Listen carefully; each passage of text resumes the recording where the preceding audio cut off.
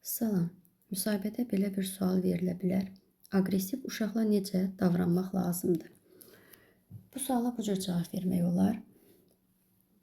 Sakit, təmkinli, səbirli olmağa çalışaram, hörmətlə yanaşaram. Onlara sevgi və qayğı ilə ümumiyyətlə yanaşmalıyıq. Daha sonra aqressiv davranışın səbəbini müəyyənləşdirməyə çalışaram. Bunun üçün uşaqla fərdi söhbət edərəm, ona diqqətlə dinləyərəm. Aqressiyanın səbəbləri fərqli ola bilər. Ailə problemləri, emosional çətinliklər, ünsiyyət çatışmazlığı və digər amillər ola bilər. Dərs zamanı müsbət davranışların təşviq edərəm.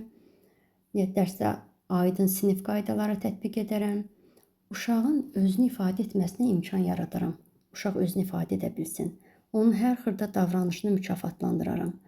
Zərurət yarandıqda valideynlə, məktəb psixoloqu ilə əməkdaşlıq edərəm. Ümumiyyətlə, birlikdə bir dəstək planı hazırlayaram. Ümumiyyətlə, mənim məqsədim uşağı cəzalandırmaq deyil, onun davranışını müsbət istiqamətdə dəyişməsinə kömək etmək və sağlam, təhlükəsiz təlim mühiti yaratmaqdır.